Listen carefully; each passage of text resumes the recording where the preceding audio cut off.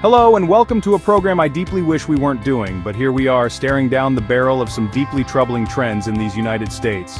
Now I know, quality of life sounds about as exciting as a beige couch cushion, but stick with me because this isn't just about thread count or the availability of artisanal toast. This is about real people facing real struggles. Over the next few minutes we're diving headfirst into 5 states where, frankly, things aren't looking so hot. We're talking economic woes that would make a Wall Street banker break into a cold sweat, healthcare systems held together by duct tape and hope, and education systems that seem determined to leave their own children behind. Buckle up, folks, because we're about to explore the underbelly of the American dream, and trust me, it's not pretty. But hey, at least we'll have each other, and hopefully by the end of this, a renewed sense of urgency to demand better for everyone. Our first stop on this less-than-magical mystery tour takes us to West Virginia, a state that's synonymous with rolling hills, Appalachian beauty, and a whole lot of economic heartbreak. You see, for decades, West Virginia's economy has been intrinsically linked to coal mining, like a really codependent couple that probably shouldn't have gotten married. But as the demand for coal has dwindled faster than your enthusiasm for a timeshare presentation, West Virginia has been left reeling. Unemployment rates are skyrocketing faster than a SpaceX rocket, leaving countless families struggling to keep their heads above water. We're talking about towns where the only growth industry seems to be despair. Now I know what you're thinking. John, this is supposed to be a fun travel show. Where are the quirky roadside attractions? The charming local traditions? Well, buckle up, because the only charming tradition here is the cycle of poverty that seems to repeat itself generation after generation. It's enough to make you want to scream into the void or, demand better economic policies from our elected officials. Because here's the thing, West Virginia isn't just some statistic on a spreadsheet, it's full of real, hardworking people who deserve a chance at a decent life. People who, through no fault of their own, have been left behind by a system that's supposed to work for everyone, not just the coal barons and their cronies. So the next time you hear someone mention West Virginia, remember this. It's not just a state struggling with the decline of a single industry. It's a microcosm of what happens when we fail to invest in our communities and leave entire regions to fend for themselves. Next, we're headed south to Mississippi, a state that's often associated with blues music, southern hospitality, and a healthcare system that's enough to make you sing the blues yourself. Now, I'm not a doctor, but I've seen enough episodes of Grey's Anatomy to know that a hospital shouldn't resemble a scene from a post-apocalyptic movie. But in Mississippi, that's often the reality, with rural hospitals closing down faster than you can say pre-existing condition. And if you thought finding a decent healthcare provider was tough before, try doing it in a state where the doctor-to-patient ratio is about as lopsided as a game of basketball between toddlers and LeBron James. It's enough to make you want to self-diagnose using WebMD and a rusty spoon. But here's the kicker. Mississippi isn't just lacking in healthcare facilities, it's also grappling with some of the highest rates of preventable diseases in the nation. We're talking heart disease, diabetes, obesity, the whole shebang. It's almost as if years of neglecting public health and ignoring the needs of its most vulnerable residents have finally caught up with the state. Who could have predicted that, right? But hey, at least Mississippi has its charm, right? Well, try telling that to the families struggling to afford life-saving medications, or the mothers forced to choose between putting food on the table and taking their child to see a doctor. The truth is, Mississippi's healthcare crisis is a moral stain on our nation's conscience.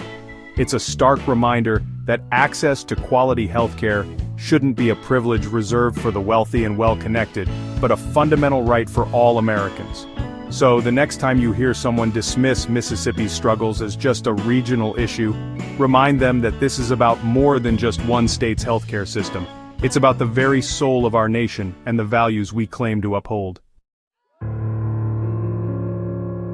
Hold on to your beignets, folks, because our next destination is Louisiana, a state known for its vibrant culture, spicy cuisine, and, unfortunately, a crime rate that's enough to make you want to stay locked in your hotel room with nothing but a bowl of gumbo and a panic button. Now I know what you're thinking, John, you can't judge a whole state based on its crime statistics. And you're right, I can't. But I can judge it on its government's utter failure to address the root causes of those statistics which, spoiler alert, have nothing to do with the spiciness of the gumbo. We're talking poverty, lack of opportunity, and a justice system that seems more interested in locking people up than actually rehabilitating them. It's a vicious cycle that's been spinning out of control for far too long, leaving communities ravaged and families torn apart. Now, I'm not naive enough to think that there's a simple solution to complex problems like crime, but I'm also not willing to accept the status quo, where certain neighborhoods resemble war zones and children grow up fearing the sound of gunshots more than the ice cream truck. Louisiana deserves better. Its people deserve better. But until we address the systemic issues that fuel this crisis, the only thing booming in Louisiana will be the sound of silence from those in power who have the ability to make a difference but choose not to. So the next time you hear someone romanticize about the Big Easy, remind them that behind the mask of Mardi Gras and jazz music lies a state grappling with deep-seated problems that demand our attention and action. Because ignoring them won't make them disappear, it'll just make us complicit in the suffering of millions.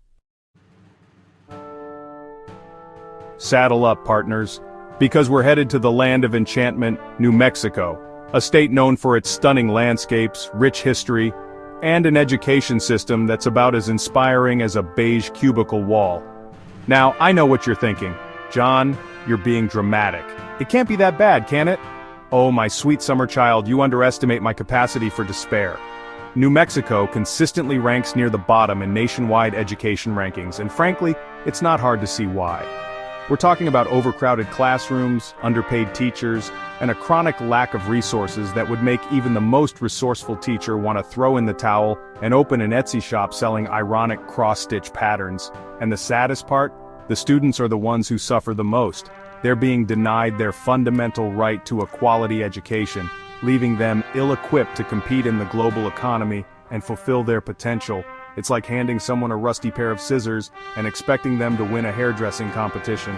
Now, I'm not saying that every student in New Mexico is destined for a life of struggle, but I am saying that the odds are stacked against them from the start, and that's simply unacceptable.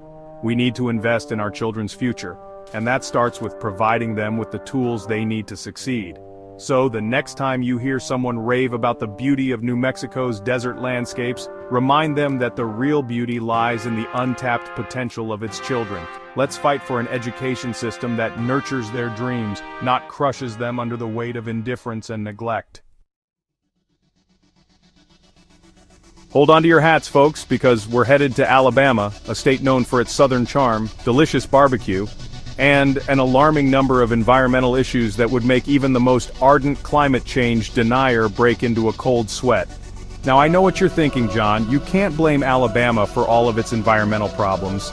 It's not like they're single-handedly causing global warming, and you're right, they're not. But they're also not exactly doing themselves any favors.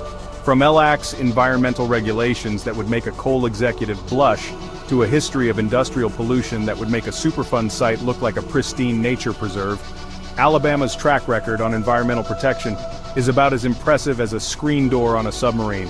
We're talking polluted waterways, toxic air quality, and a general disregard for the health and well-being of both its citizens and the environment they rely on. It's enough to make you want to invest in a hazmat suit and a lifetime supply of bottled water. But here's the kicker. Alabama's environmental problems aren't just bad for the environment, they're also bad for business, tourism, and the overall quality of life for its residents. Who wants to visit a beach covered in oil spills? Who wants to breathe air that makes you cough up a lung? And who wants to raise their children in a place where the water is so polluted you can practically taste the heavy metals? It's time for Alabama to wake up and smell the, well, let's just say the not-so-fresh air. Because ignoring these problems won't make them disappear, it'll just create a toxic legacy for generations to come. So, the next time you hear someone wax poetic about the beauty of Alabama's natural wonders, remind them that beauty is fleeting when it's under constant threat from pollution, neglect, and a blatant disregard for the environment. Look, I know what you're thinking, John. That was a real downer. You've basically just told us that America is crumbling before our very eyes. And you know what? You're not wrong. These states are facing some serious challenges, but it's important to remember that they're not insurmountable. The first step towards solving a problem is acknowledging that it exists. And trust me, we've done a lot of acknowledging today. But awareness without action is like a car without an engine. It looks nice, but it's not going to get you very far. So let's channel our inner optimism and remember that we have the power to demand better.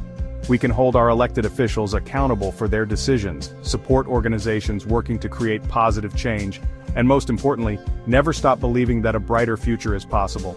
Because it is. It absolutely is, but only if we're willing to fight for it.